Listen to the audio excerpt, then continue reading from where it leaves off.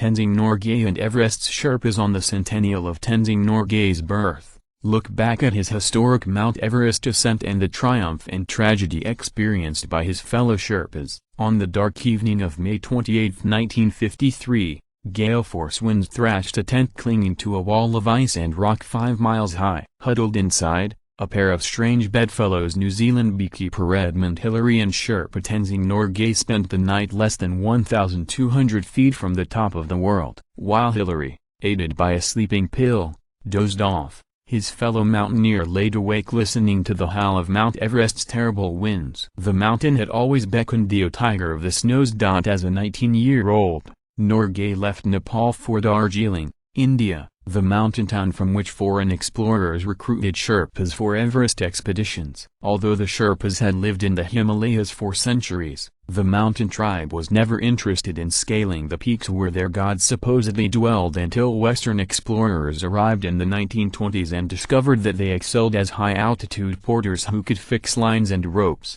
pitch tents and haul gear like pack horses. Tenzing Norgay, credit, Hulton. It took 2 years in Darjeeling before British mountaineer Eric Shipton selected Norgay for an Everest expedition, largely because of his attractive grin. By 1953, no other man alive had spent more time on the slopes of the world's tallest mountain, but the restless Norgay knew that his 7th attempt to scale Everest would end in the same frustration as the previous 6 if the winds did not abate. He thought back to that very date a year before, when the winds had forced him and his Swiss climbing partner to turn around a tantalizing 800 feet from the summit. He knew that this British-led expedition, which included 20 Sherpa guides and hundreds of porters who hauled 5 tons of rations and equipment, was his best opportunity yet of fulfilling his lifelong dream of climbing the towering giant. There would be no time for dreams on this fateful night, however. Instead, the 39-year-old Norgay just kept saying to himself,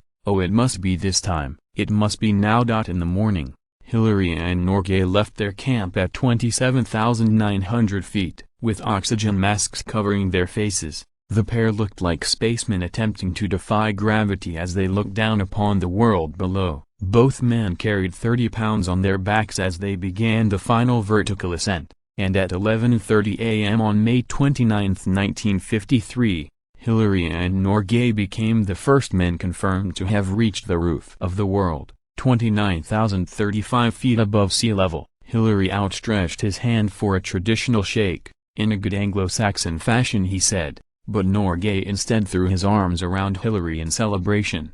"Oh, at that great moment for which I had waited all my life, my mountain did not seem to me a lifeless thing of rock and ice, but warm and friendly and living." Norgay later wrote. Tenzing Norgay holds an ice axe at the summit of Mount Everest, Nepal, on May 28, 1953. Photo by Pictorial Parade, Getty Image. Hillary took a photograph of Norgay triumphantly holding an ice pick from which whipped the flags of Nepal, Britain, India and the United Nations. Since Norgay did not know how to operate the camera, he could not take a reciprocal photograph of Hillary. After 15 minutes on the summit, the pair descended into a world that would never be the same again, not for Norgay or Hillary, not for the Sherpas and not for Everest. Much like Mount Everest itself, which straddles Nepal and Tibet, Norgay had roots in both regions. After Norgay's historic ascent, Nepal and Tibet as well as India claimed him as a native son.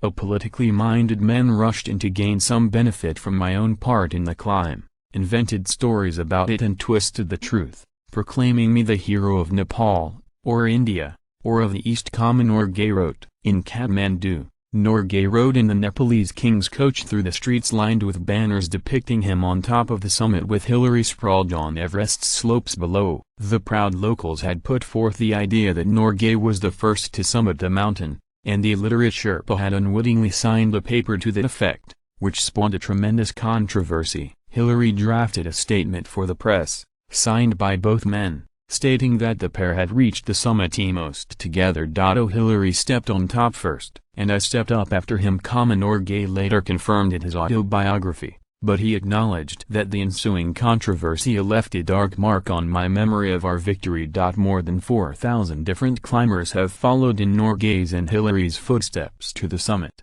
Over the past 60 years, ascents have become more commonplace, but no less dangerous, and the Sherpas have borne the disproportionate risk. 7 Sherpas were the first to die on Everest when an avalanche struck an expedition led by British mountaineer George Mallory in 1922, and more than 100 Sherpas and Nepalese have perished on the mountain's slopes. Scaling Everest is a lucrative source of income for Sherpas, who can earn as much as 5 times the average annual Nepalese income in just the 3 months of the climbing season. But the high price that Sherpas have paid for the high-paying work was never as terrible as on April 18, 2014, when an avalanche in the perilous Khumbu icefall killed 16 Sherpas in the deadliest accident in Everest's history. The Sherpas have boycotted the rest of the climbing season, effectively shutting down most expeditions from the Nepalese side of Everest, as they lobby for better death and injury benefits. Buddhist lamas had told Norgay many stories of the terror of the snows of gods and demons and creatures far worse than yetis,